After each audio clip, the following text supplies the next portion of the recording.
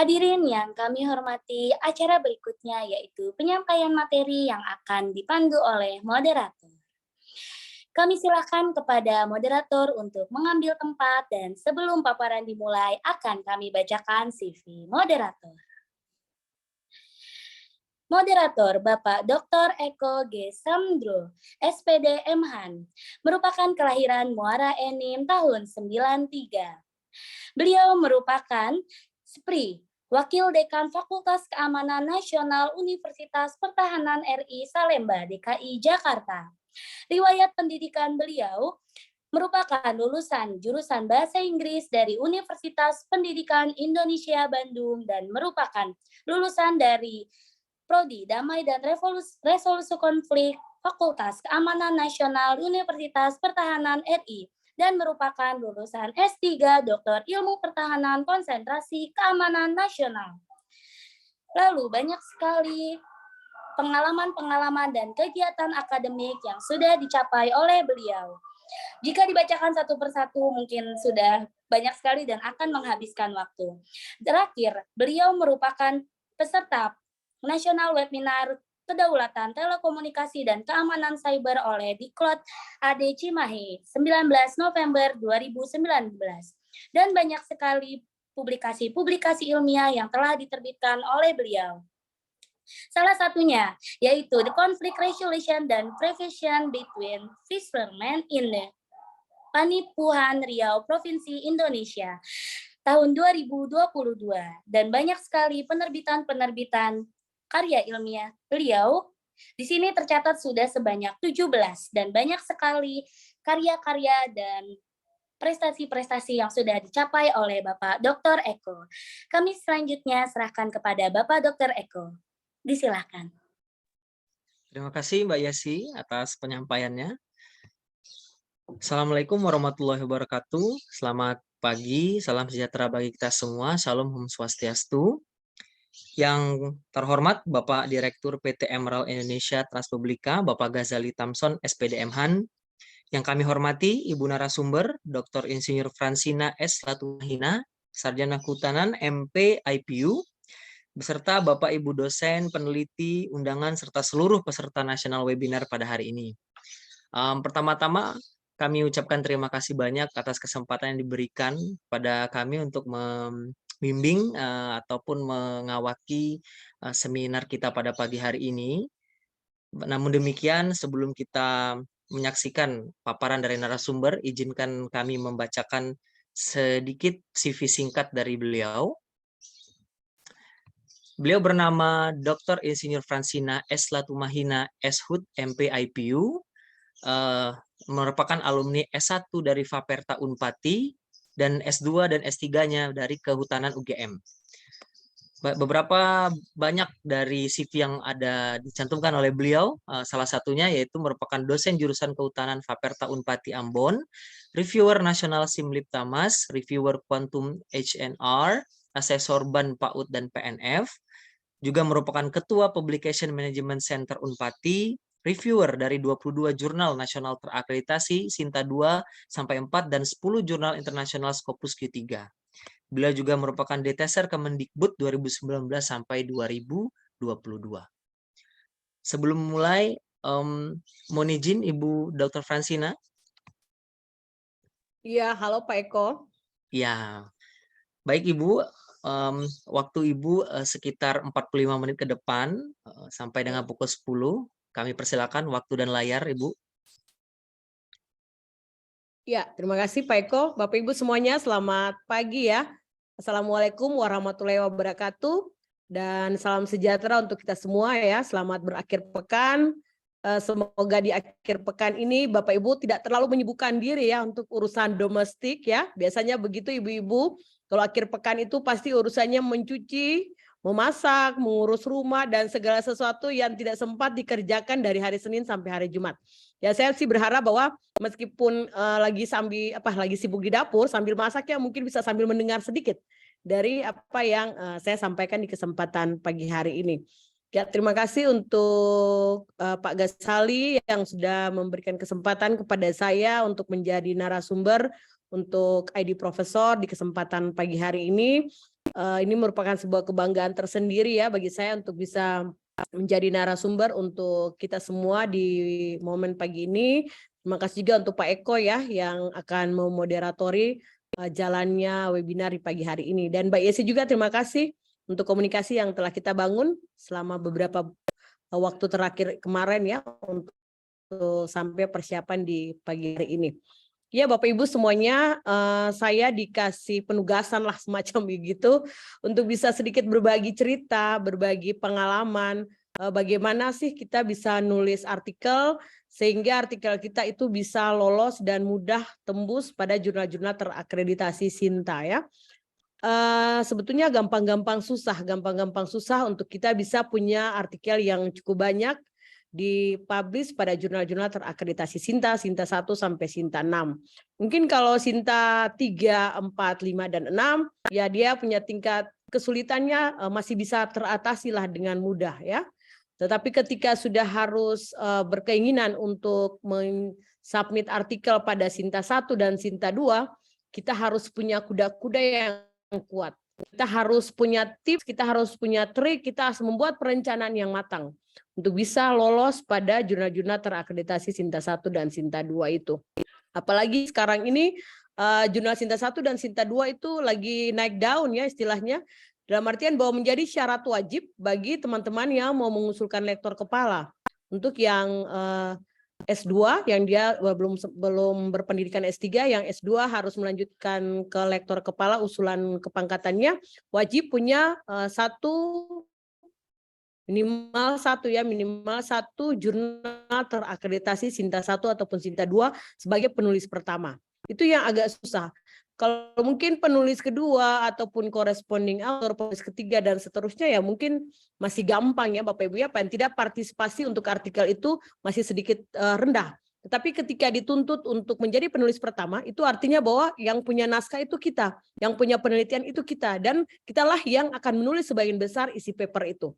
Nah itu kita butuh sedikit sentuhan, kita butuh sedikit waktu dan konsentrasi yang tinggi untuk bisa menulisnya.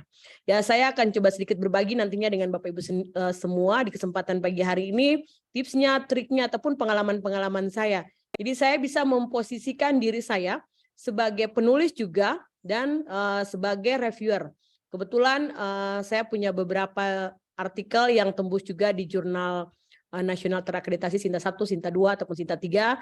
Kalau di rankingkan begitu ya, kebetulan di Universitas Patimura Ambon tempat saya bekerja, posisi perangkingan untuk artikel-artikel yang terakreditasi di Sinta itu saya nomor 1 ya, dari 1.106 dosen di Unpati. Kalau di nasional mungkin saya udah urutan berapa ribuan, mungkin saya nggak sempat ngelihat urutan kalau secara nasional. Tetapi kalau untuk Universitas Patimura Ambon, saya di ranking pertama kebetulannya Bapak Ibu ya, karena memang perangkingan di Sinta itu dia bisa berubah seiring waktu ya. Bisa aja hari ini, pagi ini saya ada nomor 1, belum tentu nanti sore saya masih tetap di nomor 1. Mungkin aja ada publish teman-teman yang lain yang mau publish artikelnya lalu kemudian disitasi, ya mungkin aja langsung bisa berubah posisi. Tapi syukur alhamdulillah dalam beberapa bulan terakhir ini 4 sampai 6 bulan terakhir ini untuk posisi ranking 1 itu masih ada di saya. Begitu Bapak Ibu ya, dan tidak berlebihan. Saya berbagi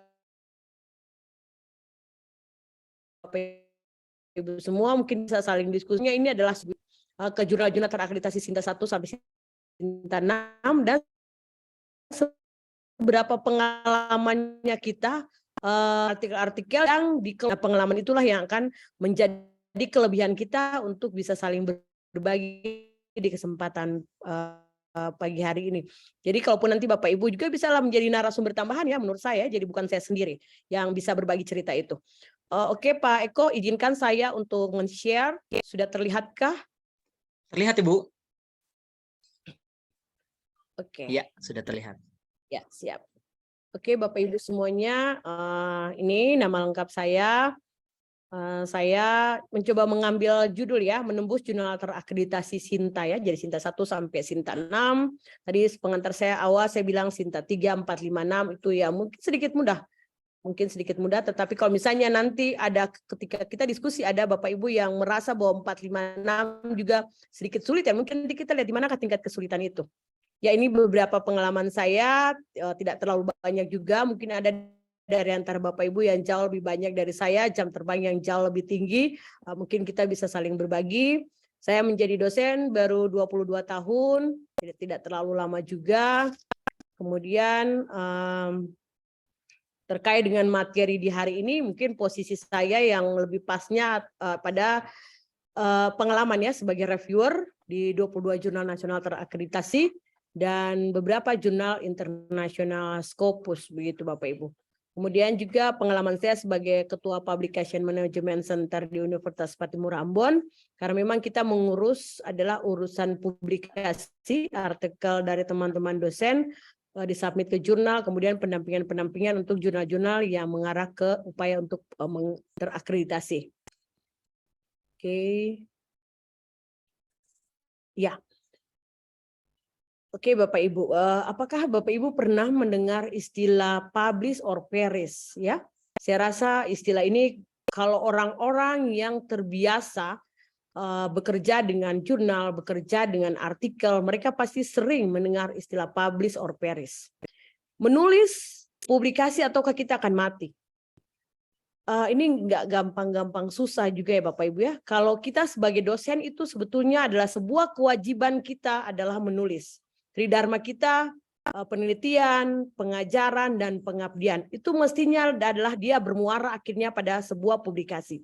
Apakah itu publikasi ke jurnal, dalam bentuk buku, ataukah dalam bentuk proceeding, atau dalam bentuk suplemen-suplemen yang lainnya.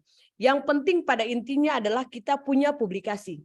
Jangan sampai Bapak Ibu ketika kita sudah menjadi almarhum dan almarhumah, kita tidak punya satu publikasi pun yang tersimpan di dalam Google. Ya, dan ketika besok-besok mahasiswa kita atau anak cucu kita mencoba mencari nama kita, tidak ada satupun rekam jejak yang pernah menulis tentang kita. Ya, jadi dengan menulis, mempublikasikan artikel kita pada jurnal-jurnal yang terakreditasi SINTA ataupun juga tidak terakreditasi, paling tidak itu bisa menjadi wadah atau tempat di mana kita akan diingat oleh siapapun juga, terutama adalah mahasiswa kita ketika mereka ingin menulis skripsi mereka, tesis mereka, ataupun disertasi mereka, mereka bisa mengambil publikasi kita sebagai salah satu sumber untuk disitasi. Jadi publish or perish, hidup publikasi ataukah kita akan mati. Begitu ya Bapak Ibu ya, jadi memang setiap dosen wajib hukumnya menulis. Kalau misalnya dari antara Bapak Ibu yang hadir saat ini, mungkin baru menjadi bagian dari dosen Indonesia, baru bergabung sebagai dosen-dosen muda di kampus dan belum sempat punya satu artikel pun, tidak apa-apa. Ya, karena memang semua peserta yang hadir belum tentu juga sudah punya publikasi. Ada juga yang sudah senior, tetapi mungkin juga belum pernah punya publikasi ya. Mungkin juga belum pernah publikasi yang masuk pada jurnal-jurnal terakreditasi SINTA 1 sampai SINTA 6. Mungkin mainnya hanya pada jurnal-jurnal yang belum terakreditasi. Oleh karena itu mari coba kita membuka pikiran kita menjadikan menulis ini Bapak Ibu sebagai sebuah kebiasaan, sebuah rutinitas yang mesti kita kerjakan. Bukan karena mau kebutuhan BKD, bukan karena mau kebutuhan naik pangkat, barulah kita menulis. Kemarin-kemarin itu ada sebuah aturan baru dari kementerian ya, dari Permenpan RB nomor 1 tahun 2023. Saya tidak tahu apakah Bapak Ibu di kampus sudah disosialisasikan terkait dengan hal ini. Bahwa semua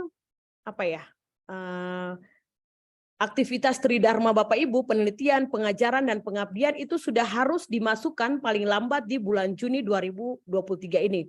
Kalau tidak maka semuanya akan hangus. Ya, saya tidak tahu apakah Bapak Ibu sudah mendapat sosialisasi itu di kampus Bapak Ibu, tetapi di kami Unpati kami semuanya para dosen sedang bersiap-siap saat ini untuk menuliskan dupa kami, membuat dupa kami sampai bulan Mei ini. Kalau misalnya kita tidak membuat dupa kita sampai bulan Mei, maka semua angka kredit yang pernah kita kumpulkan selama ini itu akan hangus. Termasuk juga adalah pada publikasi penulisan artikel pada jurnal-jurnal nasional terakreditasi ataupun jurnal-jurnal internasional. Oleh karena itu, kesempatan ini sekaligus juga saya menginformasikan kepada Bapak Ibu semuanya ya, segeralah untuk mengurus Dupak Bapak Ibu, mungkin bisa dihubungilah bagian kepegawaian dari masing-masing kampus, karena ini ada aturan baru terkait dengan Permenpan RB nomor 1 tahun 2023 terkait dengan pengusulan pangkat. Jadi semua Dupak sudah harus dibuat. Kalau misalnya lewat dari bulan Juni ini, maka semua yang telah Bapak Ibu kumpulkan selama ini dia akan hangus. Jadi ketika mau usul pangkat tidak bisa lagi digunakan.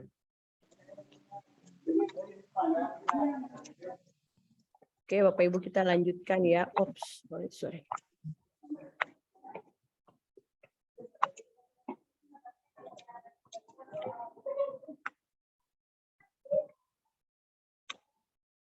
Ya, Bapak Ibu kita lihat ada beberapa bagian penting ya. Ketika kita mau menulis sebuah artikel, ada apa saja yang harus kita siapkan? Apa saja yang harus kita siapkan? Sebentar. Apa saja yang harus kita siapkan? Saya tidak tahu kebiasaan Bapak Ibu ya. Ini saya mengambil materi ini ikut kebiasaan saya.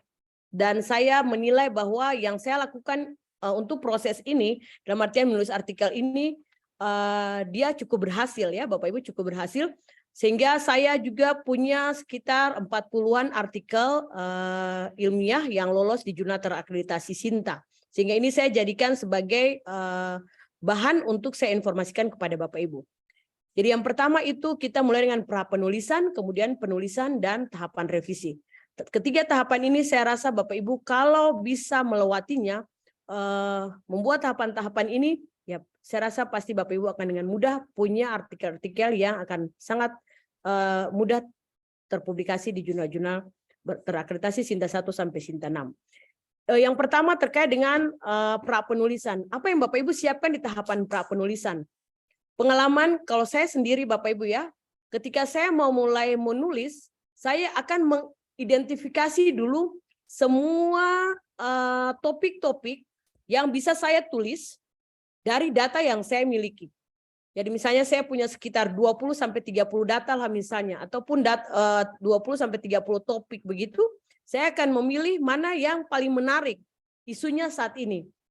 Karena itu yang biasanya dilihat oleh para pengelola jurnal ketika mereka menerima sebuah artikel. Biasanya pengelola jurnal itu ketika dia menerima sebuah artikel, Bapak Ibu, ketika dia melihat judul, dia akan coba cari di internet. Mereka akan cari di Google. Ketika mereka mengetik judul kita itu dan di Google itu banyak sekali artikel dengan judul yang sama, maka artikel kita itu akan dikesampingkan. Karena itu bukan sesuatu yang baru Bapak Ibu. Karena sudah banyak orang yang melakukan penelitian itu. Oleh karena itu pilihlah topik-topik penelitian yang dia tidak terlalu banyak dilakukan oleh orang di luar sana.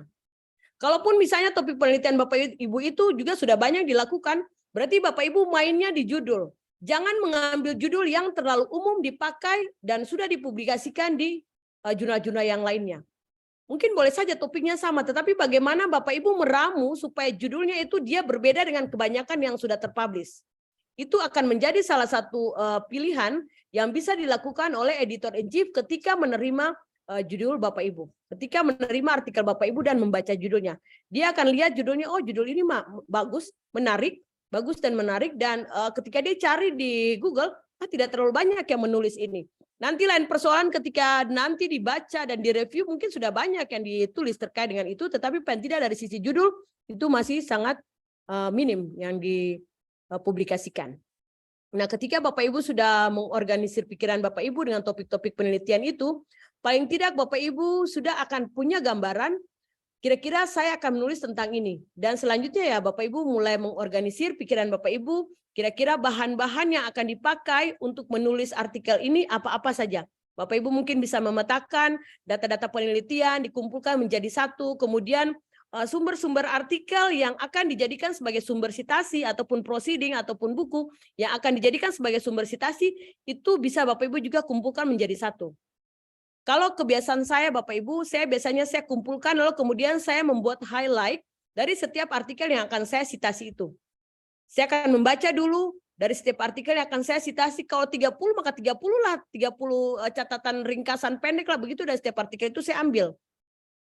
Jadi tidak pada saat menulis artikel baru kita copy paste begitu Bapak Ibu. Tetapi sudah dari awal sebelum nulis lagi, saya sudah membaca dulu artikel itu dan saya memberikan catatan-catatan kecil dari setiap artikel yang nantinya akan saya citasi. Sehingga pada saat kita menulis bagian pembahasan ataupun bagian pendahuluan, itu dia sudah lebih mendalam, sudah lebih berbobot lah istilahnya begitu. Dibandingkan pada saat mau menulis baru tinggal kita copy paste. Pada saat begitu Bapak Ibu, saya percaya pasti Bapak Ibu tidak akan fokus. Cuma sekedar copy paste tetapi Bapak Ibu tidak membuat runutan yang baik pada saat menulis. Bisa jadi antara paragraf pertama dengan paragraf kedua kalimatnya tidak nyambung kalau sekedar copy paste dari sumber-sumber citasi itu. Tetapi ketika Bapak Ibu dari awal sudah mengumpulkan semua artikel, kemudian diambil sarinya dari setiap artikel yang akan disitasi, lalu kemudian Bapak Ibu merunutkannya secara baik, itu kalimatnya akan nyambung nantinya. Sebetulnya Mbak Yesi ataupun Pak Eko ya, kalau pengalaman saya terkait dengan nulis pelatihan-pelatihan ataupun webinar terkait dengan artikel ini, baiknya itu adalah kita workshop ya, Kadang-kadang teori ini dia mudah dipahami, tetapi ketika dipraktekkan bagi teman-teman dosen untuk mau menulis itu agak susah. Karena itu pengalaman saya ketika saya menjadi dataser itu dalam 4 tahun terakhir, kan lebih banyak bicara juga tentang penulisan artikel. Itu kedapatan sekali Bapak Ibu dosen yang saya jumpai di proses dataser itu untuk menulis judul saja mereka kesulitan untuk memilih kata. Menulis bagian pendahuluan saja akan sangat kesulitan. Lalu akhirnya copy paste-nya yang paling banyak. Jadi memang sebetulnya kalau menulis artikel ini saran saya baiknya adalah mungkin sesekali kita bikin workshop dan peserta langsung mencoba untuk menulis. Peserta langsung coba menulis itu jauh lebih efektif. Ya, oke Bapak Ibu ya, kita lihat lanjutkan. Ya, ini di tahapan pra penulisan tadi sudah saya sampaikan kita mulai dengan pemilihan topik, kemudian kita membatasi topik dan tujuan penulisan, kemudian sumber atau bahan penulisannya, lalu kemudian kita membuat tulisannya kita sesuaikan juga dengan template nantinya ketika sudah selesai. Nah, Bapak Ibu, pada bagian tahapan pra penulisan ini kita harus punya cukup data dan informasi untuk masuk pada tahap penulisan. Jadi kalau data dan informasi untuk menulis latar belakang itu masih kurang, data dan informasi untuk menulis hasil dan pembahasan itu masih kurang, saya rasa Bapak Ibu tidak perlu dulu masuk tahapan penulisan. Kumpulkanlah semua dulu. Kumpulkanlah semua, dibuat dalam satu folder, artikel-artikel yang akan disitasi, buku yang akan disitasi, jurnal yang akan disitasi, prosedur yang akan disitasi, semuanya dikumpulkan, kemudian membuat sarinya, barulah Bapak Ibu yang sari tadi, Bapak Ibu mungkin copy paste masuk di dalam Word, ditaruh di dalam Word, mungkin sebagian di bagian pendahuluan, sebagian di dalam bagian pembahasan, letakkanlah dulu di situ. Nanti setelah itu barulah dirangkai kalimatnya ketika Bapak Ibu sudah masuk di tahap penulisan. Ini sekedar pengalaman Bapak Ibu ya, supaya ketika menulis kita benar-benar mendapatkan tulisan yang berkualitas. Karena kadang-kadang ketika saya memposisikan diri saya sebagai reviewer Bapak Ibu ya, hasil penelitian dari penulis itu sangat bagus. Dibuat dalam bentuk grafik, tabelnya sangat baik, datanya bagus, analisis statistiknya bagus, tetapi ketika dibahas sangat dangkal. Mereka hanya mensitasi 1-3 tulisan orang lain saja di dalam bagian pembahasan. Padahal ketika reviewer dia menilai itu, Bapak Ibu menilai sebuah artikel yang dikirimkan ke jurnal terakreditasi Sinta 1-Sinta 6, kita itu melihatnya lebih banyak adalah pada bagian pembahasan. Begitu ya Bapak Ibu ya, jadi memang bagian pembahasan ini minimal 1-10 sitasi yang Bapak Ibu harus masukkan di situ. Karena semakin banyak sitasi, itu kan berarti bahwa Bapak Ibu punya pendapat sendiri dan pendapat orang lain dimasukkan di situ. Karena kita menulis pembahasan itu adalah menunjukkan hasil kita, hasil dan pembahasan ya. Kita menunjukkan hasil yang kita dapatkan, lalu kemudian kita mengemukakan apa pikiran kita, apa yang kita temukan, lalu setelah itu apa yang telah kita temukan itu apakah juga ada mendapat dukungan dari orang lain atau tidak. Dan dukungan itulah yang harus kita sitasikan dan ditulis di dalam artikel kita. Nah, sementara misalnya kita cuma menunjukkan hasil kita, tetapi tidak ada dukungan orang lain, ya berarti pembahasan kita, hasil dan pembahasan kita itu tidak akan menarik. Dan si reviewer akan memberikan catatan. Biasanya kalau saya Bapak Ibu ketika ada artikel yang saya periksa seperti itu, saya langsung coret, saya suruh dia menambah sitasi dulu. Saya suruh si penulis menambah pembahasan lagi dulu. Pembahasan yang saya minta adalah itu dari hasil sitasi orang lain yang pernah membuat penelitian yang sama dengan yang ditulis oleh si penulis. Tidak banyak teman-teman dosen yang punya kemampuan untuk menulis pembahasan Bapak Ibu ya, ketika saya ada dalam posisi saya sebagai reviewer. Banyak sekali teman-teman dosen yang lupa untuk menulis pembahasan yang menarik. Mereka mencurahkan energinya, mencurahkan pikirannya hanya pada bagian hasilnya. Jadi tabelnya dipercantik, grafiknya dipercantik, angka-angkanya, analisis statistiknya dibuat sedemikian bagusnya. Tetapi masuk di tahapan pembahasan, hilanglah semua ide-ide yang tadi untuk dibahas. Dan itu akan sangat merugikan Bapak Ibu sendiri, karena saya percaya pasti editor in chief akan menolak artikel Bapak Ibu. Apalagi kalau si reviewer memberikan catatan perlu perbaikan ataukah ditolak, nah itu yang repot, ya. Jadi Bapak Ibu sedapat mungkin ketika hasil yang bagus itu juga harus dibarengi dengan pembahasan yang bagus pula, yang menarik pula, jangan yang dangkal ya. Jadi memang untuk menulis pembahasan itu Bapak Ibu harus membaca, sehingga ketika menulis Bapak Ibu punya nalar berpikir itu dia jalan baik. Jangan sampai pada saat menulis lalu Bapak Ibu copy paste. Itu dia tidak terlalu bagus ya, hasilnya nggak akan bagus. Lebih baik adalah membaca terlebih dahulu beberapa tulisan yang nantinya akan disitasi, sehingga konsepnya Bapak Ibu akan nyambung, Bapak Ibu sudah menguasai secara teori di pikiran Bapak Ibu, dan pada saat menulis itu dia akan sangat lancar. Oke, kemudian kita masuk di tahapan penulisan. Ya, di tahapan penulisan ini adalah tadi saya sudah menyinggung sedikit, adalah kita menulis terutama pada bagian hasil dan pembahasan dan pendahuluan. Bapak Ibu, beberapa dosen itu kebiasaan menulis artikel, mereka memulainya dengan judul. Ya, jadi mereka nulis judul, kemudian nulis namanya, kemudian dia diurut-urutkan seperti layaknya template sebuah artikel. Judul, namanya, kemudian abstrak, intisari, abstrak, pendahuluan, sampai terakhir daftar pustaka. Itu salah Bapak Ibu. Jangan menulis dengan urutan seperti itu. Urutan menulis sebuah artikel ilmiah Bapak Ibu yang benarnya adalah Bapak Ibu meletakkan metode penelitian terlebih dahulu. Menulislah itu terlebih dahulu. Ya. Setelah Bapak Ibu menulis metode penelitian, barulah Bapak Ibu menulis hasil dan pembahasan. Mengapa saya mewajibkan ya, ini sebetulnya wajib Bapak Ibu. Mengapa harus menulis metode penelitian terlebih dahulu? Karena metode penelitian itu Bapak Ibu sudah memahaminya di luar kepala. Karena Bapak Ibu berproses dengannya, tahapan-tahapan penelitian itu yang paling Bapak Ibu kuasai. Dan tuangkanlah itu lebih awal. Tanpa membuka catatan, tanpa membuka contekan misalnya, Bapak Ibu sudah bisa menulisnya dengan mudah. Ya, jadi metode penelitian harus ditulis terlebih dahulu. Jangan menulis judul Bapak Ibu. Judul itu belakangan lah baru Bapak Ibu tulis. Bapak Ibu membuat catatan dengan topik aja. Jadi topik-topik penelitiannya yang ditaruh aja sebagai judul dulu. Nanti judulnya itu nanti mengikuti dari belakang. Jangan sampai Bapak Ibu sudah menulis judul awal, lalu Bapak Ibu punya runut penulisannya itu tidak menggambarkan judul itu. Jadi lebih baik menulisnya selesai semua, barulah pilihlah judul yang tepat untuk menjelaskan apa yang sudah Bapak Ibu tulis. Jadi yang Bapak Ibu pakai untuk dasar menulis adalah topik penelitiannya saja.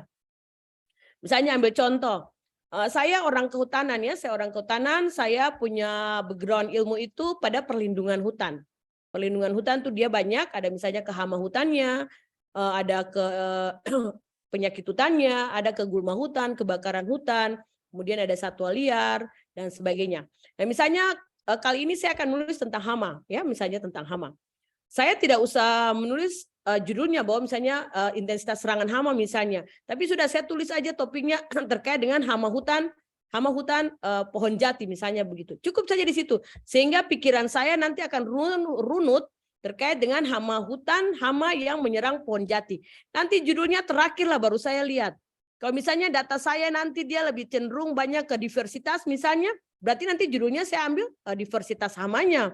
Tapi kalau misalnya nanti dalam data penelitian yang saya punya itu lebih banyak ke kelimpahan misalnya, ya berarti nanti saya judulnya ke kelimpahan. Jangan saya dari awal langsung saya sudah tulis kelimpahan hama misalnya. Tahu-taunya di dalam pembahasan hasilnya saya tampilkan tidak banyak data yang merujuk ke kelimpahan itu. Akhirnya kan dangkal artikel saya itu. Jadi biarkanlah judul itu ditulis belakangan Bapak Ibu setelah Bapak Ibu selesai menulis artikel itu. Oke, ini tahapan penulisan. Di tahapan penulisan ini memang perlu waktu. Janganlah terburu-buru Bapak Ibu menulis ya. Oleh karena itu tadi awal saya menyarankan bahwa menulis ini bukan untuk keperluan BKD, bukan untuk keperluan pangkat, bukan untuk keperluan dupa, keperluan sister, dan sebagainya. Tetapi menulis sebagai sebuah kebutuhan keseharian kita sebagai dosen. Publish or perish. Kalau kita tidak menulis maka kita akan mati. Oleh karena itu menulislah setiap hari.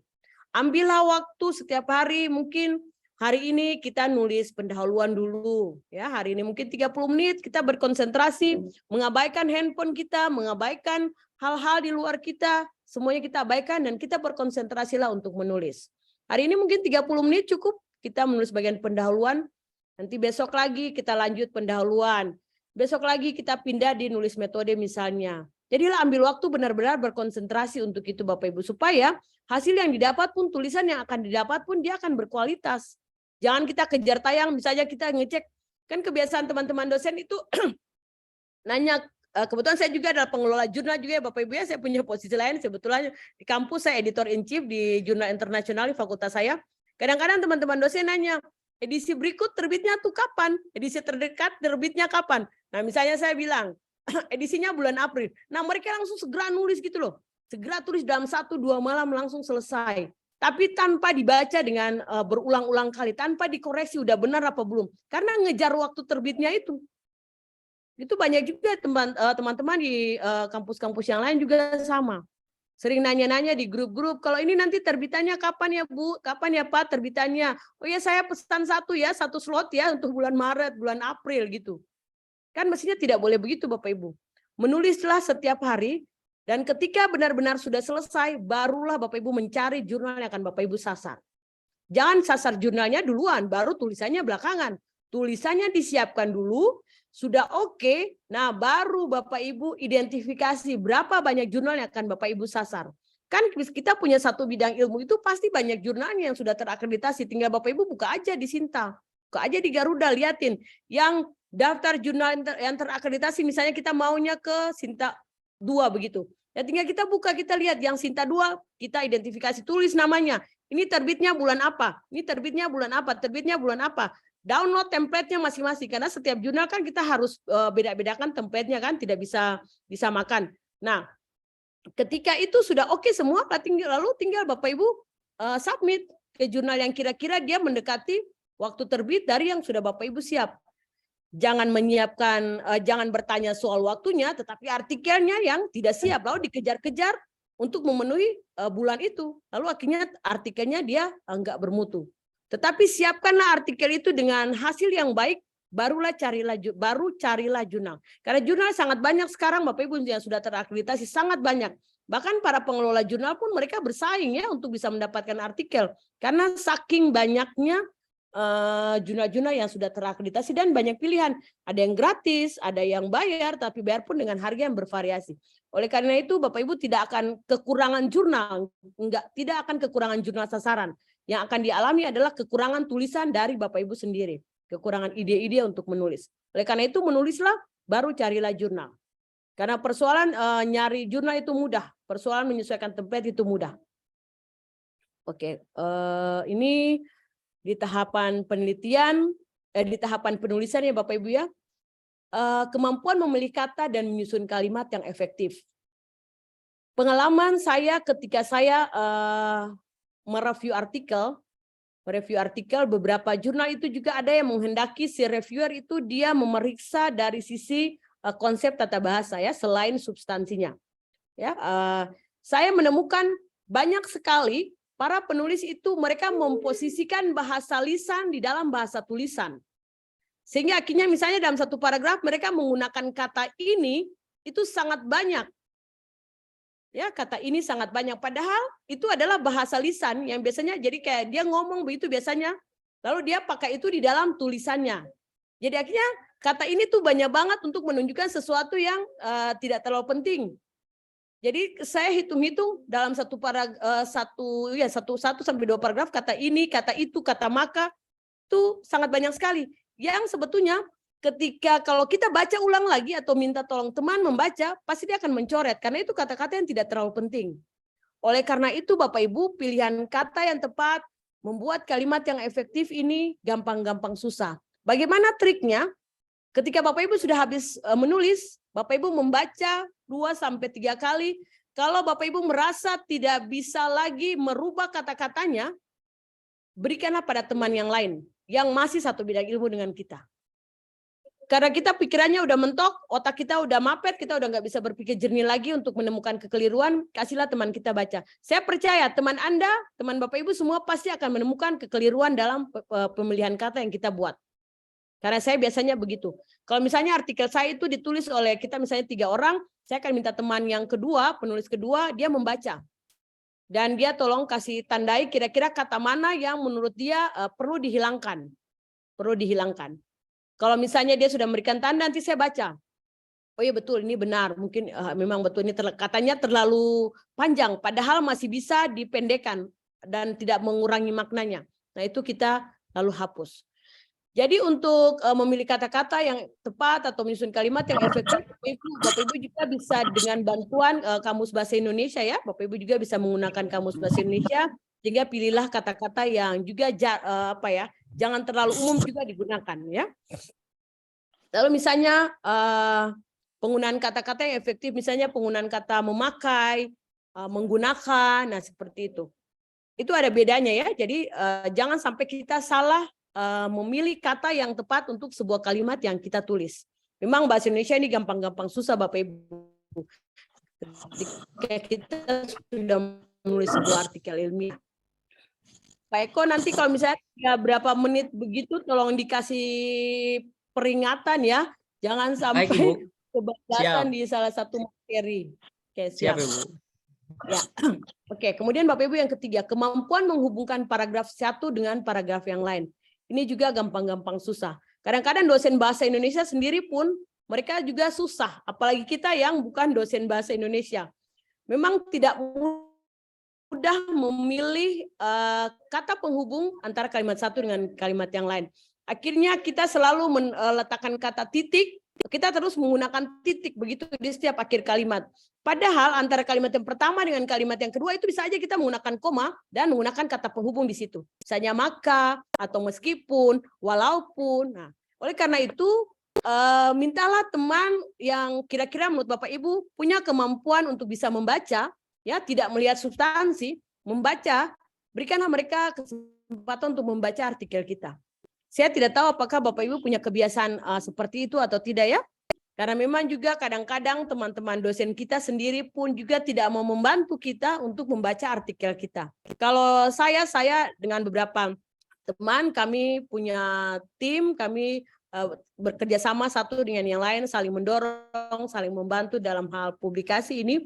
Jadi biasanya kita akan kirim artikel kita yang punya kita sendiri, minta tolong teman, tolong dibaca ini apakah katanya sudah pas atau belum.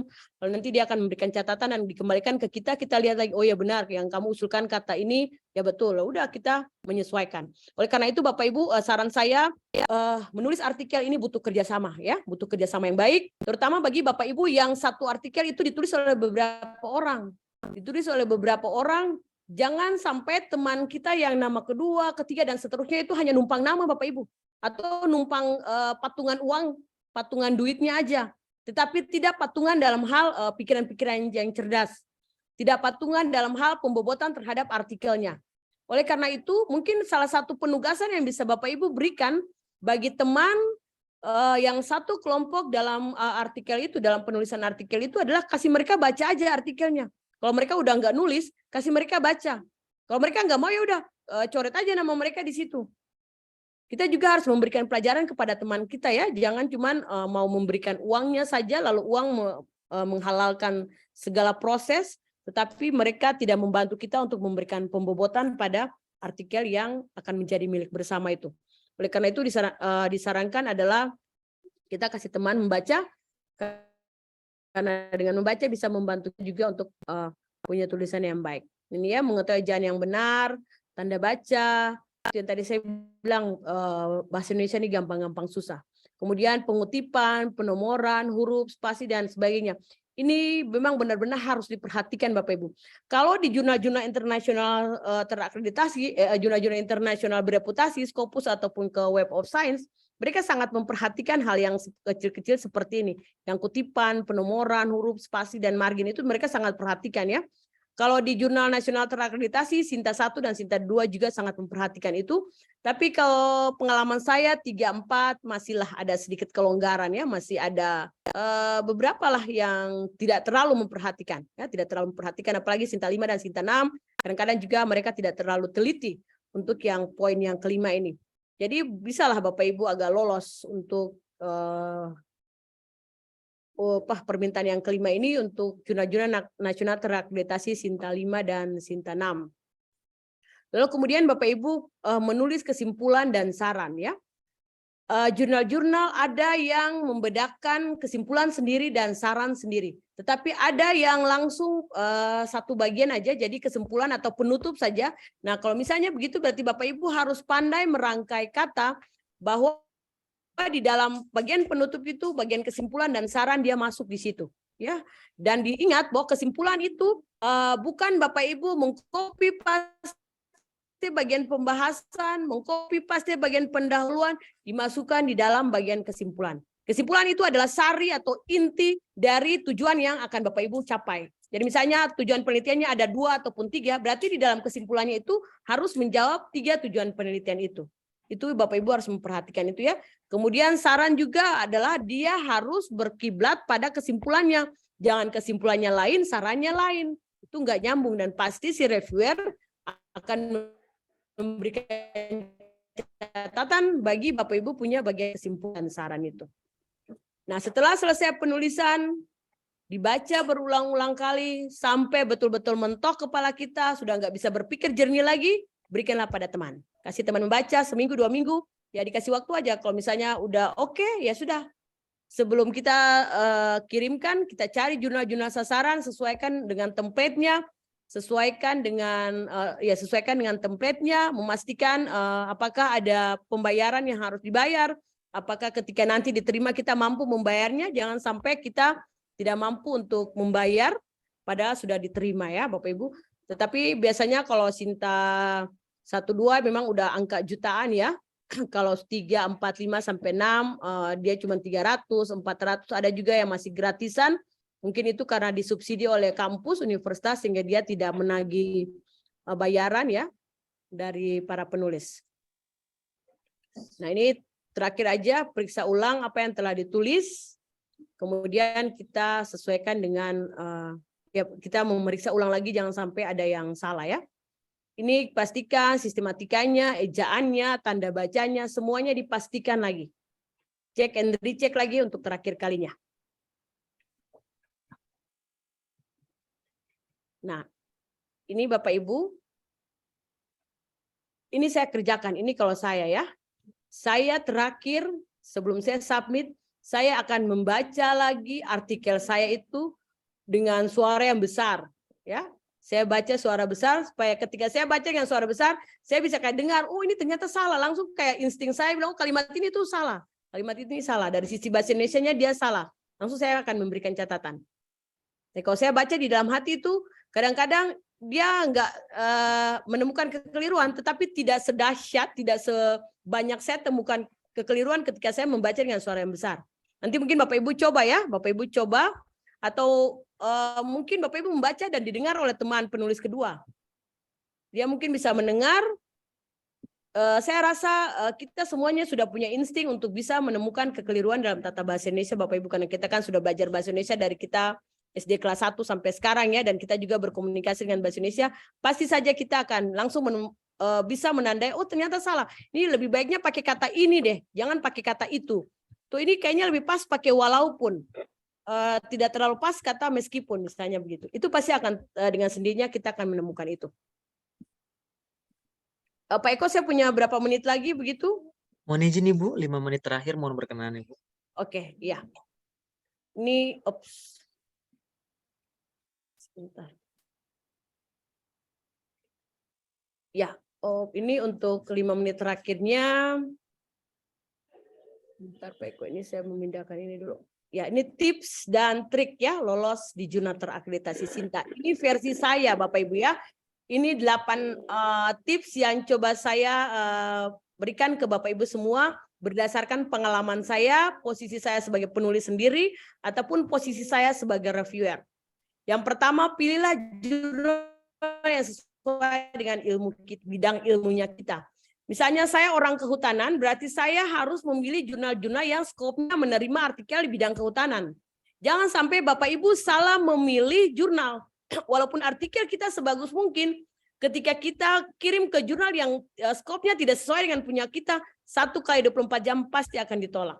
Jadi Bapak Ibu juga harus pintar ya dalam memilih jurnal. Jadi ketika sudah dapat jurnalnya, Bapak Ibu baca di bagian home-nya. Ya, biasanya kan selalu ada di home, di websitenya itu, mereka akan nulis bahwa skop dari jurnal kami ini misalnya kehutanan, pertanian, ekologi, atau ilmu biologi misalnya, mereka akan tuliskan semua. Ya, jadi misalnya saya orang kehutanan, saya punya artikel, jangan saya kirim ke Fakultas Hukum punya jurnal, pasti nggak akan diterima di sana. Atau saya ngirim ke punya matematika yang diterbitkan oleh Fakultas Matematika, pasti jurnal artikel saya akan ditolak oleh mereka. Jadi itu yang pertama, Bapak Ibu perhatikan dan pastikan bahwa jurnal yang akan menjadi sasaran kita itu sesuai dengan bidang ilmu kita. Kemudian yang kedua ini hampir sama ya dengan yang pertama, kirimlah artikel pada jurnal yang skopnya sesuai dengan materi artikel kita. Ya ketika kita sudah baca home-nya, coba kita lihat juga ke bagian dalamnya, di arsipnya itu, artikel-artikel yang selama ini sudah diterbitkan. Apakah dia mendekati artikel yang akan kita submit ini atau belum? Atau tidak ya? Jangan sampai juga misalnya bilang kehutanan ya, misalnya contohnya kehutanan. Tetapi karena misalnya bidang kehutanan itu kan dia skopnya besar juga. Jangan sampai mereka hanya, misalnya kehutanan itu kan ada bagian-bagiannya juga ya, bidang ilmunya secara khusus, misalnya budidaya hutan misalnya. Atau teknologi hutan misalnya. Si pengelola jurnal mereka hanya menghendaki misalnya budidaya hutan dan teknologi hutan aja. Tapi sementara yang punya kita misalnya dia manajemen hutan. Nah itu berarti pasti akan ditolak di situ walaupun dia ilmu besarnya adalah kehutanan. Jadi memang kita selain melihat skop ilmu dari jurnal itu bidang ilmunya, kita juga harus memastikan adalah dengan membaca artikel-artikel yang sudah diterbitkan ya. Nah kemudian berikutnya, cek and recheck pengelolanya. Apakah kita pernah kenal nggak sama pengelolanya? Karena sedikit banyak ketika kita sudah ada relasi khusus dengan mereka, ya peluang diterima itu sudah ada 75% ya. Tinggal 25% adalah pada kualitas artikel kita. Jadi kalau misalnya kita udah kenal sama mereka ya boleh di WA lah. Mas, aku minta 1 slot boleh nggak? Ini saya sudah punya artikel nih, siap disubmit nih. Oke, saya siap menerima artikelnya untuk edisi 2 bulan lagi ya. Nah, itu berarti paling tidak kita persaingannya kan udah berkurang. Tapi jangan Bapak Ibu ngirimin artikel di yang nggak kenal sama sekali pengelola jurnalnya. Yaitu pasti sedikit banyak kita akan ngantri ya. Meskipun artikel kita sebagus mungkin, tetapi pasti akan antri di situ. Ya ini sebetulnya saran ini jangan juga diikuti ya Bapak Ibu ya. Ada benar, ada nggak benar juga gitu. Tapi pengalaman saya selalu mengirimkan artikel pada jurnal-jurnal yang saya kenal pengelolanya. Kalau yang saya nggak kenal pengelolanya, ya hanya pada jurnal-jurnal internasional Scopus yang bereputasi Web of Science. Itu memang saya tidak kenal sama pengelolanya. Saya hanya berharap bahwa kualitas tulisan saya sebaik mungkin sehingga bisa bersaing lah untuk lolos. Tetapi kalau jurnal-jurnal nasional terakreditasi, saya selalu mencari jurnal yang saya kenal pengelolanya. Minimal dia reviewer kah di situ, ataukah dia editor in chief-nya, pasti saya akan kenal. Nah, kalau saya kenal ya saya sudah punya SIM untuk melaju. Nah, kemudian pastikan waktu terbitnya jurnal Bapak Ibu. Jadi ketika kita sudah punya artikel, kita identifikasi semua jurnal-jurnal atau mungkin juga Bapak Ibu bisa punya bank data ya. Bank data terkait dengan nama-nama jurnal yang sesuai dengan bidang ilmu kita. Kalau saya di bidang ilmu kehutanan, saya sudah saya sudah identifikasi, saya sudah punya bank data jurnal-jurnal yang sesuai dengan bidang ilmu saya. Jadi saya tuh sudah mengidentifikasi kalau di Indonesia yang terakreditasi itu ada 57 jurnal. Ya, dari Sinta 1 sampai Sinta 6. Kemudian yang tidak terakreditasi, yang belum terakreditasi ada sekitar 29 jurnal. Ya, lalu masing-masing itu saya tulis. Dia waktu terbitnya dalam 1 tahun itu bulan apa. Dan saya sudah download semua template dari masing-masing jurnal itu. Jadi begitu ya Bapak Ibu ya, saya sarankan ke Bapak Ibu, mungkin ini dia sedikit ribet, dia sedikit perlu kerja keras, tetapi dia akan memberikan hasil yang maksimal kepada Bapak Ibu. Dicatatlah semua jurnal yang sesuai dengan skop bidang ilmu kita, dicatatlah waktu terbitannya kapan, dan di-downloadlah template-nya. Supaya pada saat waktunya, Bapak Ibu cuma tinggal mensubmit artikelnya saja. Oke. Ya, kemudian yang keenam, ya, yang keenam Bapak Ibu, ini sebetulnya yang tips keenam ini tips mengambil hati, menurut saya tips mengambil hati kepada pengelolanya adalah dengan kita mensitasi artikel dari mereka, ya, kita masukkan artikel mereka, salah satu artikel yang diterbitkan oleh jurnal mereka di tulisannya kita. Salah satu alasannya adalah paling tidak ketika kita mensitasi artikel mereka dan ketika mereka ngebaca, mereka bilang, wah berarti ini si penulis dia menguasai juga ya, menguasai jurnal kita. Jadi dia nggak semata-mata hanya mengirimkan artikelnya. Jadi tidak ada keuntungan untuk si pengelola jurnalnya. Tapi dengan mensitasi artikel di jurnal itu akan memberikan nilai poin tersendiri, nilai plus tersendiri bagi Bapak Ibu. Ya, jadi saran saya mungkin 2-3 artikel yang diterbitkan oleh jurnal yang akan Bapak Ibu sasar di dalam tulisan Bapak Ibu. Karena itu juga saya pakai ya ketika saya memposisikan diri saya sebagai editor in chief. Saya biasanya lihat daftar pustakanya. Ada nggak mereka ngambil dari jurnal yang saya kelola nih? Kalau nggak ada, udah biarin aja. Berarti saya pikir nih orang dia hanya memikirkan diri sendiri, dia nggak memikirkan kita. Sementara kan kita pengelola jurnal, kita juga butuh disitasi artikel kita kan. Nah begitu. Oke, kemudian yang tips ke-8. Kita bacalah beberapa artikel dari beberapa tulisan ya yang sudah diterbitkan di jurnal sasaran itu, lalu kemudian itu kita lihat bagaimana gaya menulisnya, gaya para penulis di jurnal itu. Nah, kita coba seimbangkan mengikuti kebiasaan cara menulis dari orang-orang yang telah terpublikasi artikel di jurnal itu. Karena cara kerjanya si editor, cara kerjanya reviewer itu akan terbaca dari artikel-artikel yang telah terpublikasi itu. Dan itu sudah menjadi kebiasaan dan pola dari jurnal itu. Dan kalau kita mengikutinya, maka dengan mudah juga kita punya artikel akan terbit. Oke, kemudian yang terakhir menulislah sesuai dengan kaidah penulisan artikel ya. Jadi menulisnya mulai dari latar belakang itu, hasil pembahasan ditulis seperti biasanya. Ya mungkin begitu aja Mas. Sebetulnya ini ada slide lebihnya di sini yang terkait dengan bagaimana menulis ya. Jadi misalnya gimana menulis judul, gimana menulis pendahuluan. Tetap kita punya waktu dibatasi. Jadi nanti mungkin materi ini nanti di-share. Bapak Ibu bisa membaca saja sendiri bagaimana cara menulis judul sampai bagaimana cara menulis daftar pustaka. Ya, karena memang kita dibatasi dengan waktu, jadi nanti baru dibaca sendiri aja. Boleh begitu nggak Mas Eko ya? Siap Ya. Ibu, siap. Oke, mungkin begitu. Sekian dan terima kasih. Assalamualaikum warahmatullahi wabarakatuh. Waalaikumsalam. Baik, kami ucapkan terima kasih banyak kepada Ibu Dr. Fransina Latumahina atas paparan yang sangat mencerahkan terkait tentang bagaimana tips dan trik dalam menerbitkan jurnal di Sinta. Sebelum itu kami juga mengucapkan selamat datang dan salam kenal bagi Bapak Ibu sekalian yang baru bergabung. Sebelum kita memasuki sesi tanya jawab, panitia akan melaksanakan sesi foto bersama. Untuk itu mohon berkenan untuk menyalakan kameranya.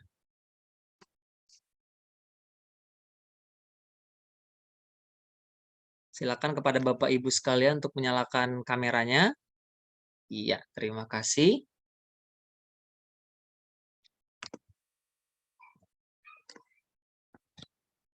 Untuk slide pertama, tangan di dada dengan pose bela negara. Iya. 1, 2, 3. Terima kasih. Untuk slide kedua.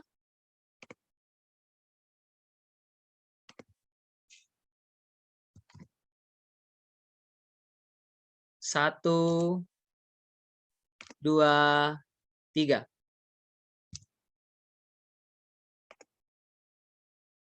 Untuk slide ketiga. Dengan pose yang sama. 1, 2, 3. Terima kasih.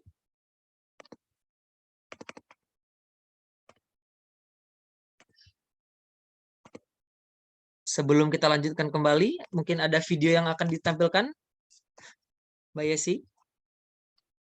Siap, disilahkan kepada operator untuk menampilkan slide-nya.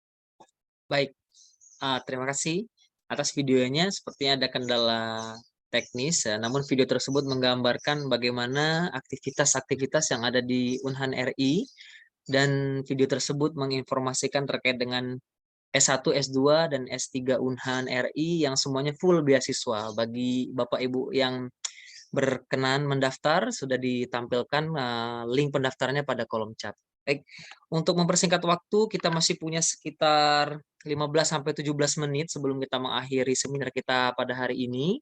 Bagi Bapak Ibu sekalian yang ingin bertanya, silakan mengklik tombol reaction dan klik raise hand, atau nantinya bisa diketik di kolom chat untuk bertanya.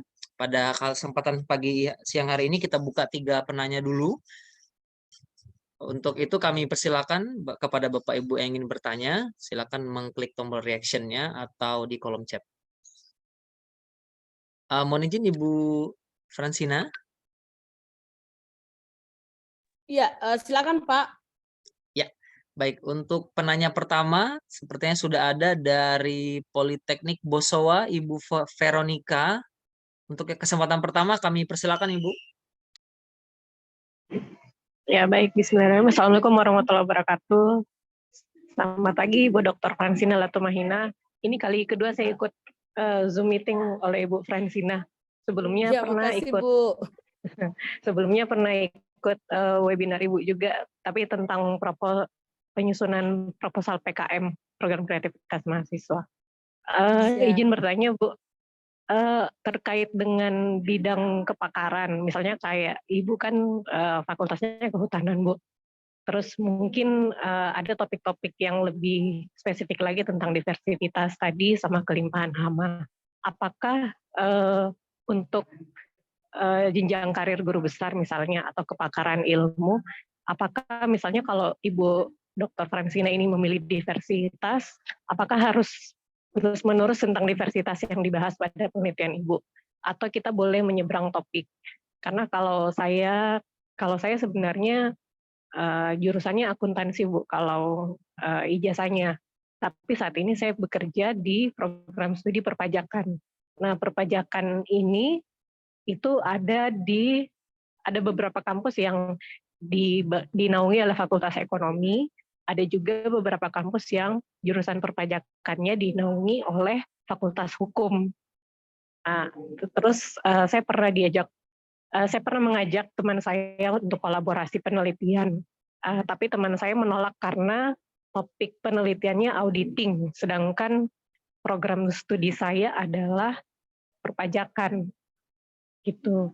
Katanya kalau topik penelitiannya beda, misalnya dia auditing, saya perpajakan, itu katanya tidak cocok untuk kolaborasi.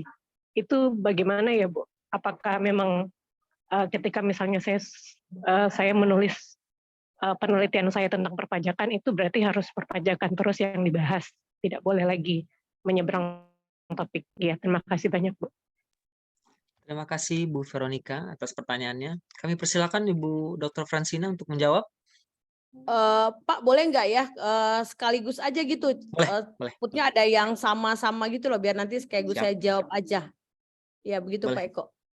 Baik Ibu. Siap. Kami persilakan untuk penanya kedua dari UIK, Bapak Erwin. Kami persilakan Bapak. Terima kasih Pak. Saya dari Erwin Danismara. Kebetulan kami ada di Surabaya, Jawa Timur. Izin bertanya terkait dengan tips and trick Bu Dr. Fransina, kira-kira pengalaman kita pernah submit di jurnal Sinta 3. Itu sama-sama Sinta 3-nya itu ada kampus, pengelola jurnal dari kampus yang A dan yang B ini ini Bu, istilahnya lama gitu. Kita pernah submit ke Sinta 3 di kampus A, setelah itu karena lama kita tarik kembali, setelah itu kita submit di kampus B. Nah, itu jauh lebih cepat, kurang lebih 1 bulan sudah di review. Itu kira-kira tips and triknya supaya kita tahu bahwa jurnal ini panjang antriannya untuk review, itu kira-kira seperti apa? Terima kasih Bu. Baik, terima kasih Pak Erwin atas pertanyaannya. Untuk penanya ketiga, kami persilakan kepada Pak Edi Sugianto. Bapak, silakan. Ya, selamat pagi Pak Eko dan Ibu Fransina. Ya, saya ingin mengkonfirmasi aja Bu Fransina, tadi Ibu sempat menyampaikan bahwa untuk memulai membuat artikel itu kan dimulai dari metode dulu Bu ya tadi gitu. Nah, selama ini yang khususnya saya ketahui itu kan harus dimulai dari masalahnya dulu. Masalahnya, kemudian menemukan novelty-nya, kemudian baru menentukan metodenya. Mungkin mohon konfirmasinya terkait hal itu, Bu, supaya bisa disesuaikan maksudnya dengan metode dahulu itu seperti apa. Gitu. Ada masalah dulu Demikian, baru. Bu. Terima kasih. Baik, terima kasih Pak Edi Sugianto. Demikianlah 3 penanya yang awalnya akan dijawab dahulu oleh Ibu Dr. Fransina. Mohon izin Ibu, ada 3 penanya dari Ibu Veronica menanyakan bagaimana untuk topik yang spesifik dalam rangka menuju guru besar, apakah tetap pada satu topik saja atau boleh menyeberang lintas topik. Kemudian dari selanjutnya tips dan trik bagaimana kita mengetahui di jurnal itu apakah masih lama atau tidak antriannya, dan terakhir dari Pak Edi ingin mengkonfirmasi saja apakah metode dulu untuk tahap pertama atau kita menemukan masalahnya dahulu. Kami persilakan Ibu.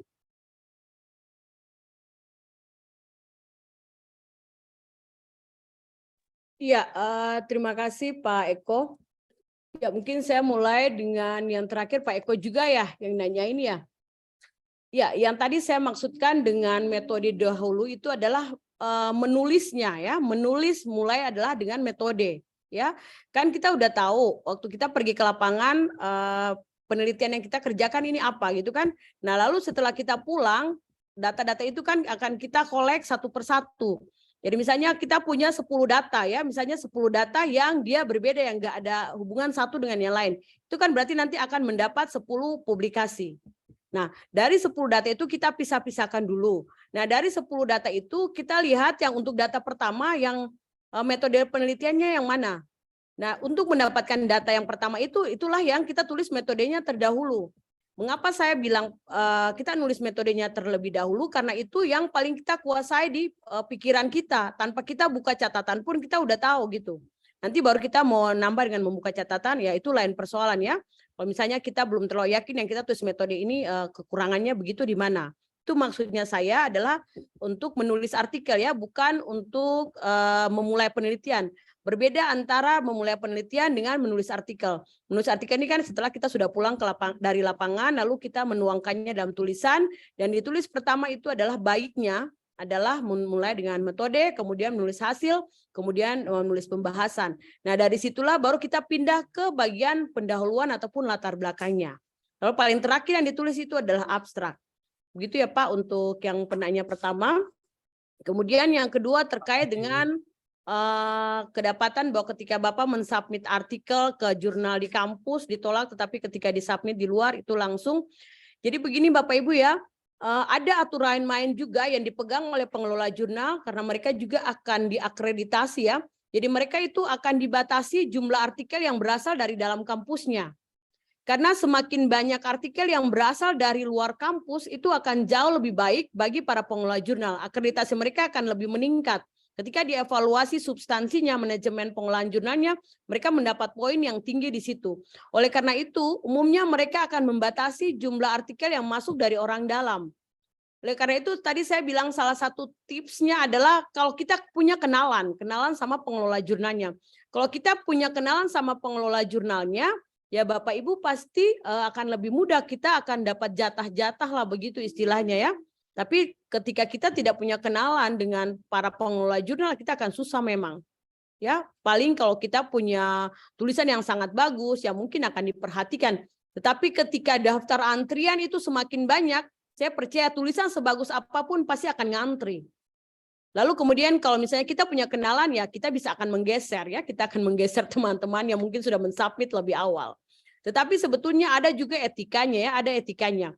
Pengalaman saya pernah mensubmit artikel di salah satu jurnal besar, jurnal Sinta 2 ya, di salah satu universitas. Bapak Ibu tahu saya punya waktu menunggu itu berapa lama? 2,5 tahun Bapak Ibu. 2,5 tahun saya menunggu artikel saya di jurnal Sinta 2 itu. Saya tetap mempertahankan diri di situ Bapak Ibu. Mengapa? Karena waktu itu memang saya benar-benar membutuhkan Sinta 2 itu untuk pengusulan kepangkatan saya. Karena memang saya loncat dari 3D ke 4C. Jadi saya tetap menanti ya, saya tetap menanti untuk jurnal di situ. Tetapi saya mengirimkan email ke mereka terus-menerus. Saya tanyakan, ini saya punya kenapa sampai belum terproses sampai hari ini? Dengan sedikit mengancam Bapak Ibu. Dengan sedikit mengancam ya. Sebenarnya itu Bapak Ibu punya hak juga untuk mempertanyakan mengapa sampai sudah 5 bulan tidak ada jawaban.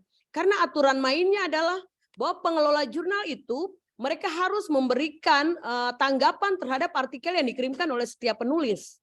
Karena di dalam sistem OJS mereka kalau terlalu lama juga mereka memending artikel seorang penulis yang dikirimkan, mereka juga akan punya catatan evaluasi pada saat akreditasi itu akan jatuh Bapak Ibu. Jadi mereka juga tidak bisa seenaknya mereka ya, tidak bisa seenaknya juga karena di dalam sistem OJS, lalu lintas OJS itu juga dia terpantau. Jadi paling lambat itu adalah 3 bulan mereka sudah harus memberikan keputusan terhadap artikelnya kita. Saya rasa kalau sampai terlalu lama itu Bapak Ibu mungkin pengelola jurnalnya kurang sehat begitu. Dalam artian sistem pengelolaan jurnalnya itu kurang baik, manajemennya yang kurang baik. Mungkin mereka kekurangan tenaga kah? Atau lagi bermasalah ke mereka punya sistem di dalam itu. Ya, karena kalau jurnal yang sehat, pengelolaan jurnal yang sehat itu Bapak Ibu, dia tidak akan seperti itu menunggu lama. Ya. Jadi kalau misalnya Bapak Ibu menunggu terlalu lama, saya sarankan pindah aja ke jurnal yang lain. Oleh karena itu bagaimana supaya Bapak Ibu tuh nggak mentok di satu jurnal, awalnya Bapak Ibu harus bikin list dulu. Kayak tadi saya sarankan, mestinya Bapak Ibu punya bank data terkait dengan jurnal-jurnal yang sesuai dengan skopnya Bapak Ibu. Jadi buatlah daftar list kira-kira berapa banyak jurnal yang sudah terakreditasi di Indonesia ini yang bisa saya sasar. Jadi ketika satu lama ya udah langsung dipindahin aja. Makanya langsung Bapak Ibu tulis, kemudian tuliskan nama jurnalnya, kemudian tuliskan bulan terbitnya. Misalnya jurnal A, waktu terbit bulan Maret, Juni, dan Agustus misalnya. Nah Bapak Ibu bisa tinggal milih-milih aja bulan-bulan yang dekat dengan tulisan Bapak Ibu yang sudah siap itu. Kalau saya Bapak Ibu ya sebetulnya ini trik ini tidak boleh menurut etika ya, menurut etika dia tidak boleh. Secara etika publikasi kita tidak boleh mengirimkan artikel itu ke semua jurnal. Secara etikanya itu tidak bisa Bapak Ibu ya. Tetapi ada tapinya juga karena di sisi lain ketika seorang penulis dia mengirimkan artikel di hanya salah satu jurnal dan dia menanti, dia sudah menghabiskan waktu yang lama di situ. Si pengelola jurnal juga nggak mikir gitu loh, nggak mikir ini orang kan udah lama sekali, belum juga ada keputusan apakah ditolak atau apakah diterima atau bagaimana. Kalau saya Bapak Ibu, saya tuh sekali ngirim tuh 10. Kalau saya. Ya, jadi saya sekali kirim sasar ke 10 jurnal, cuma itu pekerjaan tambahannya saya adalah saya harus membuat template yang berbeda untuk 10 jurnal itu. Nah, dari 10 itu saya akan lihat mana yang memberikan respon pertama ke saya. Respon positif tentunya ya bahwa artikel saya akan diterima tetapi dengan catatan harus direview misalnya atau langsung diterima misalnya. Nah, kalau misalnya jurnal pertama dia sudah memberikan respon positif ke saya, maka jurnal yang ke-9 itu saya akan mengirimkan email kepada mereka. Apa isi email saya Bapak Ibu? Saya minta maaf kepada mereka. Tapi saya bilangnya begini, yang terhormat pengelola jurnal, saya mohon maaf ternyata setelah saya membaca lagi artikel saya menemukan bahwa artikel saya ini masih banyak kekurangannya dan tidak pantas untuk disubmit di artikel Bapak Ibu. Saya akan menariknya dan saya butuh waktu untuk memperbaikinya menjadi artikel yang terbaik yang diinginkan oleh jurnal Bapak Ibu. Jadi kita menyanjung mereka, kita memuji mereka, jadi seakan-akan kesalahan itu ada pada kita. Itu adalah salah satu trik supaya kita tidak membuang-buang waktu Bapak Ibu. Jangan kita udah nunggu 3 bulan nih karena mengirim hanya di satu jurnal kan. Terus 3 bulan udah nunggu lama, tahu-taunya ditolak. Nah, oleh karena itu ya pakai trik saya itu. Jadi saya tuh sekali kirim tuh 10. Itu kalau saya Bapak Ibu ya, tetapi memang dia salah di etikanya. Tapi terserah Bapak Ibu aja, putusannya ada di Bapak Ibu. Mau ngirim dengan sekali kirim 10, berapa, atau 20 misalnya, atau cuma satu-satu sambil nunggu, terserah. Oke, itu. Lalu kemudian memang kita butuh kenal para pengelola jurnal Bapak Ibu. Kalau di daerah Bapak Ibu ada relawan jurnal Indonesia, saya sarankan bergabunglah di sana. Kebetulan kalau di Maluku, saya ketua relawan jurnal Indonesia Provinsi Maluku. Jadi saya kenal banyak pengelola jurnal se-Indonesia. Jadi dengan mudah begitu ya. Saya minta tolong Mas, aku punya satu artikel dibantu dong, nah, kayak gitu. Oleh karena itu misalnya kalau Bapak Ibu yang saat ini belum bergabung di grup Relawan Jurnal Indonesia, cobalah dicari tahu, buka aja website Relawan Jurnal Indonesia, misalnya untuk setiap provinsi itu kan ada kan pengelolanya, mintalah bergabung dengan mereka, minimal di grupnya dulu aja, minimal di grup. Karena semua informasi terkait dengan penerbitan artikel dari setiap jurnal, kemudian para pengelola jurnal, dedengkotnya jurnal lah istilahnya begitu, ada di situ. Atau mungkin Bapak Ibu bisa bergabung di grup HEBI. Grup HEBI itu perkumpulan editor-editor se-Indonesia. Walaupun Bapak Ibu bukan pengelola jurnal, bergabunglah aja dengan mereka. Karena di grup itu tuh banyak banget informasi tentang jurnal-jurnal yang akan diterbitkan, dan mereka lagi nyari artikel, butuh berapa artikel untuk terbitan berikut. Nah dari situ Bapak Ibu bisa punya relasi. Dan cobalah berkenalan. Usahakan dari jurnal-jurnal yang ada di skop Bapak Ibu, yang skop bidang ilmunya Bapak Ibu, mungkin 5-10 lah Bapak Ibu berkenalan dengan pengelola jurnalnya ya. Jadi jangan termentok dengan satu atau dua artikel, satu jurnal aja. Di Sinta itu banyak sekali ya jurnal-jurnal yang sudah terakreditasi untuk setiap bidang ilmu. Jadi Bapak Ibu coba identifikasi aja dan coba dengan jurnal-jurnal yang baru. Lalu kemudian mungkin Bapak Ibu bisa milih jurnal yang sekali terbit itu banyak artikelnya, sehingga peluangnya juga lebih besar. Jangan nyari jurnal yang sekali terbit itu cuma 5, cuma 6. Nah berarti peluang Bapak Ibu juga akan kecil di situ. Usahakan carilah yang sekali terbit ada 20, ada 30, kan ada yang begitu. Ya, jadi milihnya juga yang begitu. Atau yang waktu terbitnya sebulan, setiap bulan sekali, ada juga yang begitu. Ada yang jurnalnya karena dia laku keras, jadi si pengelola jurnal juga menangkap kesempatan itu karena berbayar ya. Jadi dia terbitnya setiap bulan. Dan bayarannya itu bervariasi tergantung dari pengelola jurnalnya. Ada yang 300, 400, ada juga bahkan yang gratis. Dan bahkan juga yang tidak terakreditasi mereka malah sudah pasang tarif. Karena itu memang sah-sah saja, tidak ada aturan terkait dengan biaya untuk dibayar ke jurnal ya. Karena itu memang kebijakan dari para pengelolanya. Nah kemudian terkait dengan yang topik ini ya, tadi punya Bu Vero ya. Ini pengalaman aja, pengalaman kebetulan saya juga sedikit banyak mengetahui soal jurnal-jurnal yang dipakai untuk usulan-usulan GB ini. Sepanjang yang saya tahu itu, biasanya untuk yang disebutkan sebagai satu bidang ilmu itu mereka akan berpatokan pada saat penilaian ya, pada penilaian angka kredit itu akan berpatokan pada S3-nya kita. Jadi berpatokan pada ijazah S3-nya kita. Kalau misalnya Ibu punya S3-nya misalnya bidang perpajakan atau bidang auditing ini, berarti seterusnya publikasi Bapak Ibu harus di bidang perpajakan ini. Kalau misalnya untuk mencapai GB-nya, karena itu akan jadi persyaratan wajib. Sementara kalau misalnya teman Ibu numpang di Ibu, berarti dia tidak bisa menjadikan artikel itu sebagai syarat wajibnya dia. Karena bidang ilmunya tidak sama dengan jurnalnya. Ya, tidak sama dengan jurnalnya dan juga tidak sama dengan dianya. Misalnya dia orang manajemen keuangan misalnya, lalu Ibu pajak misalnya. Enggak sama, berarti dia enggak bisa pakai itu sebagai syarat utama untuk pengusulan GB-nya. Mungkin bisa dipakai untuk pengusulan pangkat, angkanya kumnya bisa dipakai, tetapi tidak bisa dijadikan sebagai syarat utama. Jadi Ibu mestinya kalau bidangnya pajak, berarti Ibu harus terus melakukan publikasi di bidang perpajakan, dan jurnalnya juga skopnya harus ke pajak. Ya, beberapa teman-teman dosen kami di Unpad, Bapak Ibu, beberapa pengalaman yang saya dapatkan itu ada yang jurnalnya itu dia tidak sesuai dengan skop ya. Jadi misalnya artikel si dosen itu dia bidang pajak ini ya, tapi dia ngirimnya ke jurnal multidisiplin. Tim penilai mereka ada yang tidak mau begitu Bapak Ibu. Ya, jadi mereka tidak mau jurnal-jurnal yang skopnya terlalu luas. Kan kadang-kadang ada pengelola jurnal karena dia mau bahwa tulisannya itu lebih bervariasi, jadi dia membuka skop yang luas.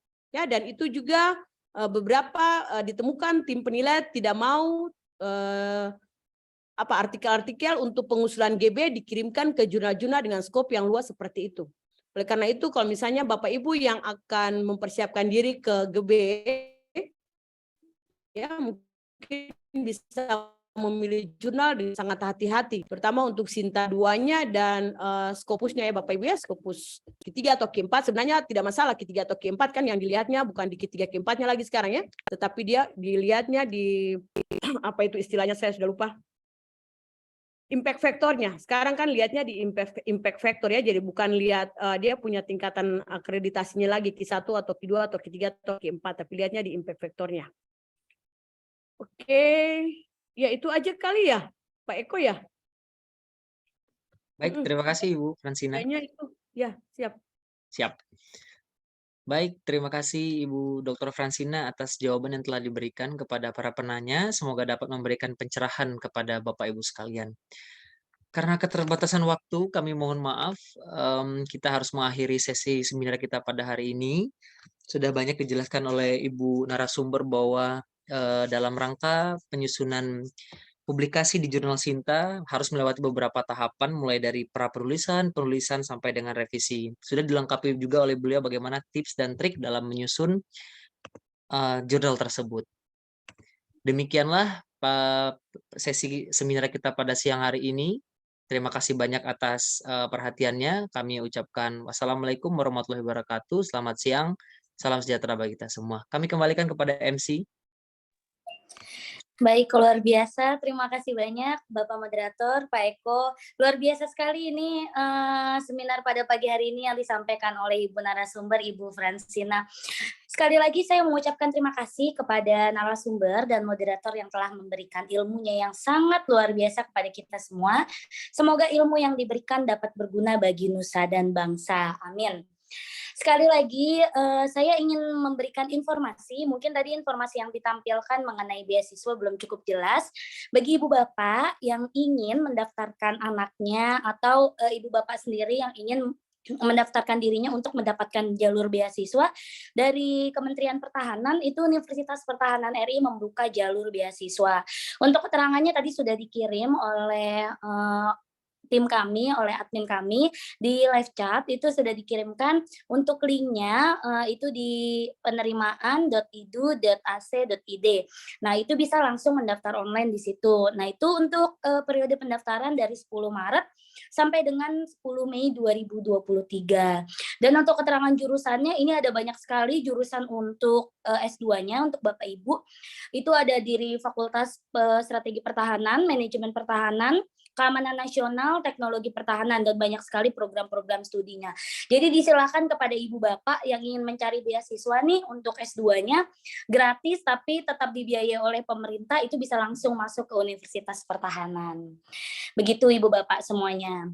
Baik, kemudian sebagai ungkapan rasa terima kasih kepada baik, silakan Pak Ghazali. Untuk Universitas Pertahanan ini kampusnya ada 3 ya. Pertama itu ada di Sentul kampus utamanya, terus S3 kampusnya di Salemba, dan satu lagi di Belu ya. Di Belu itu untuk S1. Jadi kalau yang Indonesia bagian timur itu sangat dekat sekali ya. Demikian. Baik. Nah, sudah diberikan tambahan informasi, bocoran informasi Ibu Bapak semuanya. Jadi kalau misalkan Ibu Bapak untuk sekarang ini memang yang dibuka untuk S2-nya. Tapi Ibu Bapak nanti bisa persiapan, mungkin yang ingin melanjutkan S3 itu kemungkinan di bulan-bulan depan, tapi masih di tahun-tahun ini akan dibuka untuk S3-nya juga. Kalau S1 sudah lewat, tapi bisa dipersiapkan diri untuk anaknya atau saudaranya, sepupunya di tahun depan bisa langsung masuk ke Universitas Pertahanan. Baik, kemudian sebagai rasa ungkapan terima kasih kepada narasumber dan moderator, Profesor Aidi akan memberikan sertifikat kepada Ibu narasumber dan Bapak moderator. Disilakan kepada operator untuk menampilkan sertifikatnya. Baik, disilakan kepada Bapak Direktur PT Emerald Indonesia Transpublika, Bapak Ghazali Tamson SPD MHan untuk menyerahkan sertifikat secara daring kepada narasumber. Dan kepada petugas mohon untuk mengambil gambar. Disilakan Pak Ghazali. Yang terhormat Ibu Dr. Insinyur Fransina, terima kasih atas waktunya. Ini mungkin ungkapan terima kasih kami kepada Ibu. Ya, semoga bermanfaat Ibu. Semoga ilmunya bermanfaat, dan tadi sangat antusias sekali ya semuanya. Dan semoga nanti bisa dilanjutkan di komunikasinya di grup ya. Itu luar biasa, Ibu sangat open. It's really fine ya. Oke, terima kasih Bu ya. Makasih banyak. Selanjutnya untuk moderator, terima kasih Bapak Dr. Eko G. Samudro atas waktunya yang luar biasa, semangatnya karena baru dokter jadi baterainya masih kenceng ini ya. Alhamdulillah. Ya. Siap. Terima kasih Pak Terima Chairman. kasih Bapak Dr. Eko, ini luar biasa udah bergabung bersama kita. Semoga bisa menjadi tim ya nanti buat kita semua ini untuk mengembangkan penelitian di Indonesia ya, insya Allah. Amin ya rabbal Amin. alamin. Yang dari ini Pak Eko udah tampilkan enggak?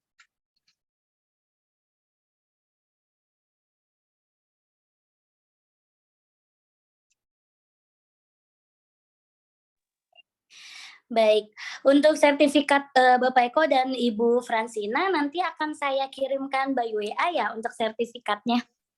Baik Mbak, makasih. Ya, Baik. makasih Mbak. Siap, terima kasih banyak saya ucapkan kepada Ibu Fransina, luar biasa sekali ilmunya Ibu. Mohon izin Ibu salam kenal. Nanti untuk tadi seperti yang Ibu katakan untuk menerbitkan jurnal harus punya kenalan. Sepertinya saya sudah mendapatkan kenalan ini dari Kita udah Ibu kenal. Fransina. Siap. Mohon bantuannya Ibu, mohon kerjasamanya, mohon bimbingan dan arahannya Bu untuk Casey dan semua anggota yang ada di Profesor ID. Mungkin Ibu Bapak semuanya yang ingin menerbitkan jurnal, Ibu Fransina sangat open tadi sudah mengirimkan nomor teleponnya ya Bu ya, by chat. Siap. Izin Ibu, nanti mungkin setelah ini Ibu akan saya masukkan ke dalam grup Sinta, nanti akan saya buka sampai dengan jam 5 sore, Ibu Bapak semuanya nanti bisa langsung melakukan interaksi dengan Ibu Fransina melalui grup WA. Izin ya Bu ya, nanti akan saya gabungkan Ibu. Ya, silakan, Baik. silakan dengan senang hati Bu. Baik, terima kasih Ibu Fransina, dan izin Pak Eko nanti izin saya gabungkan juga ya Pak ya ke grup Sinta ya Bapak. Silakan Mbak. Untuk komunikasi. Siap, baik. Terima kasih sebelumnya saya ucapkan kepada Bapak Moderator dan Ibu narasumber. Acara selanjutnya yaitu mendengarkan lagu wajib bagimu negeri. Disilakan kepada operator untuk memutarkan lagunya.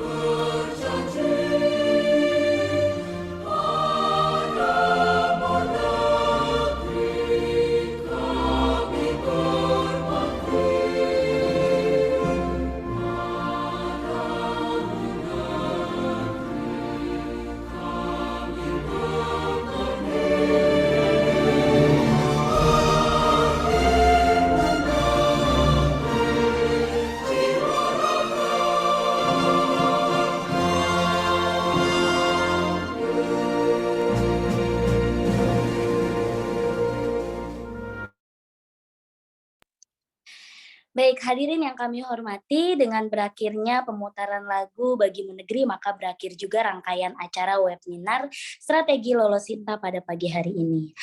Sekali lagi saya mengucapkan terima kasih kepada Bapak Direktur PT Emerald Indonesia Transpublika, Bapak Ghazali Tamson, SPD MHan, kepada narasumber Ibu Dr. Insinyur Fransina S. Litumahina, SHUT MP IPU, kepada Bapak Moderator, Bapak Eko, kepada Ibu Bapak dosen peneliti undangan, serta seluruh peserta nasional webinar pada pagi hari ini. Siang hari bersandar di mahoni, tidak lupa sambil melirih. Cukup sekian webinar pada pagi hari ini, kami ucapkan banyak terima kasih. Sekian dari kami, mohon maaf apabila ada kata-kata yang kurang berkenan di hati, dan terima kasih atas kehadirannya.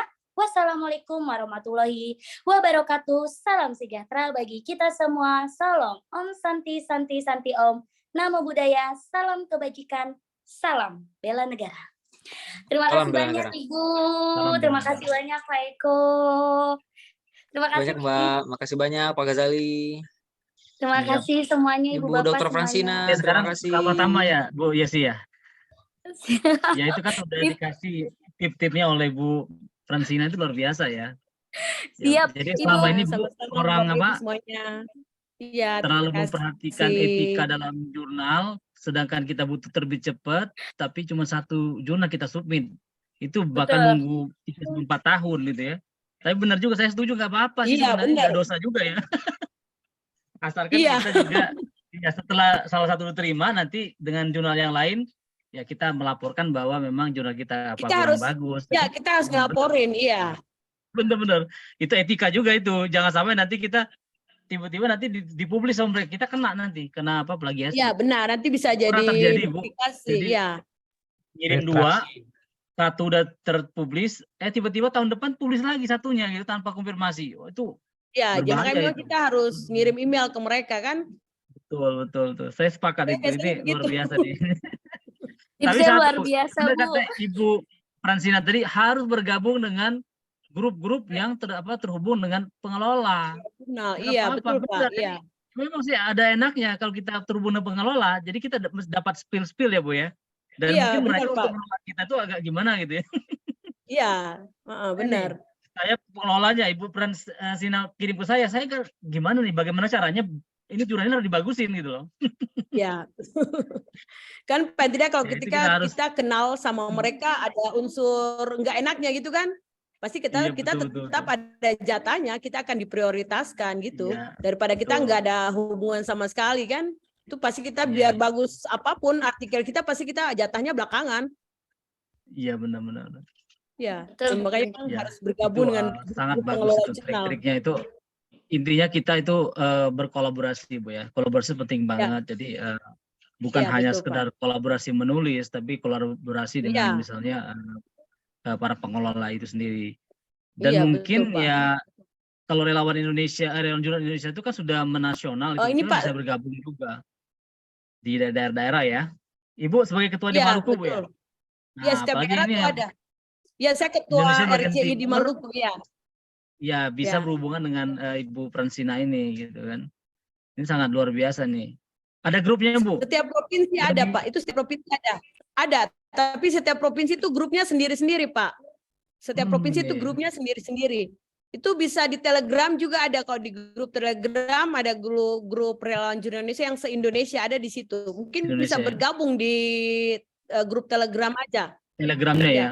Kalau Ya, grup telegramnya kan Telegram. unlimited banyak ya, bisa 10.000 Iya, orang ya. iya, Pak, Kalau iya. WA ini kan cuma Ya, terbatas, 1024. ya. Terbatas. Benar, Pak.